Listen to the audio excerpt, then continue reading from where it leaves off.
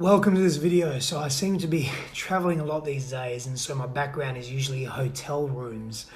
But I'm just blessed to be able to do this and not only be able to travel, but to meet amazing people, to be also still feel grounded whilst I'm traveling so much, and to be able to do this, to be able to share. I've got some questions today. I've got a question from a viewer today and from a follower, and I'm going to read this out to you. But I just want to express firstly my appreciation and gratitude for all of you that are watching right now, for all of you that are here, and for all of you that submit questions and send questions through. And I do my best to really respond to them in the most efficient and effective way I can. Right. So here is something that. It's an interesting question that came through from a follower, and I'm just going to read it out to you, and I want to break it down and maybe go into some of the reasons as to why this may be happening in their lives. So let me go. So, hi Steph, I'm sending you a DM only because I think my bro may also be following you, so I don't want him to see my question.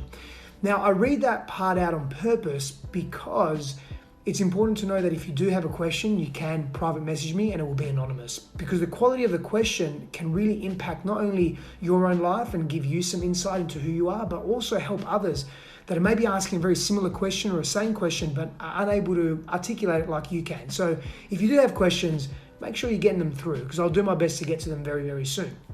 Okay, you posted about men who run from relationship when they appear to want to be in one. My curiosity is, what about men who immediately enter a new relationship when they've just ended one? Maybe you have a post that addresses this already.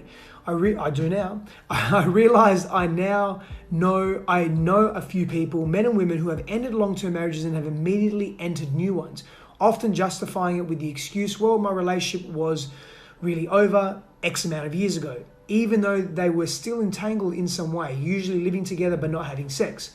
I know what my reactions tend to be to this, and I'm curious what perspectives you may have on this topic. Okay, so really good question on so many fronts. And this isn't just a man or woman thing, this is an everybody thing. So many of us tend to do this. We go from one relationship and we immediately go into another without creating space in our world and in our relationships and in our connection to self for the digestion of what just happened. We forget that being in relationship, it's a big thing. It's a big deal. Now, I don't mean that in a way that hinders us. I mean that in a way that relationships are here to teach us about who we are. We grow from relationships. But here's the thing. If we don't give ourselves time and space and deliberate, diligent reflection to contemplate what we just experienced, whether it be an ending of a relationship or whether it be a traumatic experience or whether it be a significant experience that we had, if we don't give ourselves time and space to process those experiences, we don't really grow from them, we don't really learn. So what happens is we just go back into making the same choices again, which is just repeating the same patterns, which is impacted and influenced by our past and the way that we've interpreted our past. Maybe we've had traumatic events, painful experiences in our past. And so we bring that into our future without having defined it, without having healed it. And so what most people will do is they get anxious. We don't like stillness. So here's a story I heard once. Whether you believe in God or not, put that aside just for a moment, but get the essence of the story. God was sitting one day, if God sits, and was contemplating where to place the most important information that we can have access to as human beings, the secrets of the universe, the secrets of the cosmos. Where could God put these secrets? Where could God place these? And he was thinking for what really was eons and eons and eons. He or she, God, it. And one day, one moment, something happened.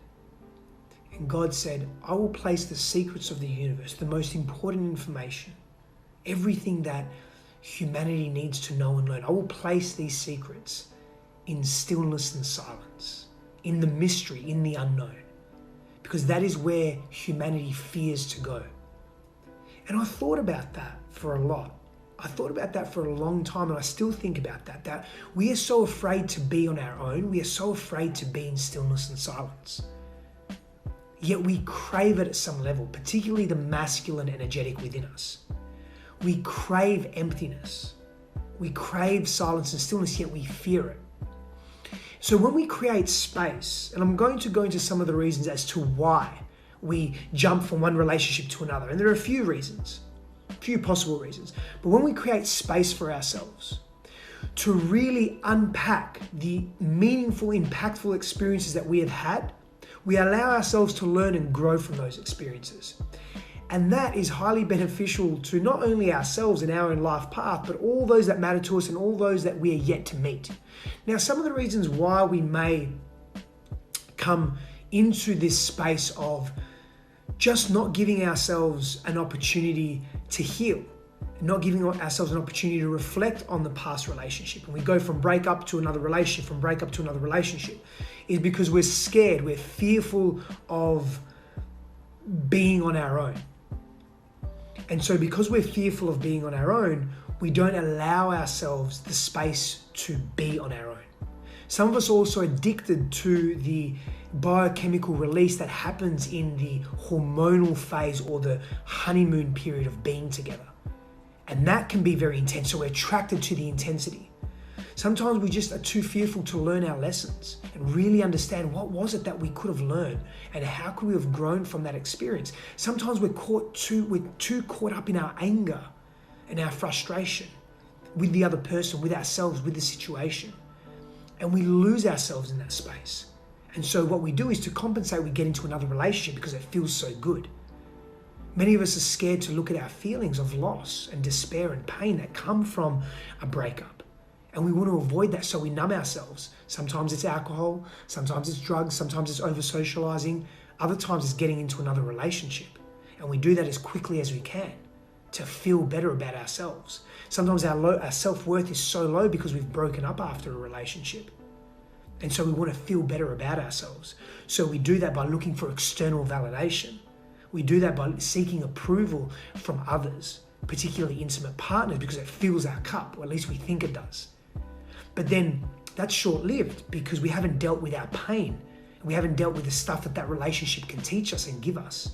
And so what happens then, we lose. And we just keep repeating the same cycles over and over and over again without giving us reprieve. Every single individual needs to experience space. We must have space and stillness in our lives. We have to create space between relationships. It's very important. Now, sometimes that's not always the case. Sometimes we have this, we've done enough work that I don't like this term, but we're quote unquote advanced enough. But even then we want the space, even though we've digested the lessons, the teaching, the growth, we're clear, we have clarity, we've felt our feelings, we've allowed ourselves to express because we're so fearful of expression and feeling. And we've gone through the process of feeling our fears. Even then it's healthy to have space to just get back on balanced ground again. So my invitation to you is, if you are in a breakup or you've just broken up, give yourself some space to realize, what are your needs? What are your values? What are your wants? What worked in that relationship? What didn't work? If you have an amicable breakup, get some feedback from your partner or your ex-partner, and you give them some feedback and learn and grow from that experience. And then give yourself some time and space to just experience life from the perspective of being on your own, being solo. Not being in a relationship, an intimate relationship, which carries responsibility, which carries deeper levels of attention. Give that attention to yourself. Cultivate and build that self-worth within you. That's going to be deeply empowering for you. Power and blessings to you, people. Thank you so much for being here. Thank you for watching this video. If this resonates with you and you want to go deeper into your own healing, DM me, hit me up. Let's dive into some one-on-one coaching. Let's dive into a deep journey, a deep container to help you grow and break through and break out of habits that no longer serve you. I'll see you on the other side.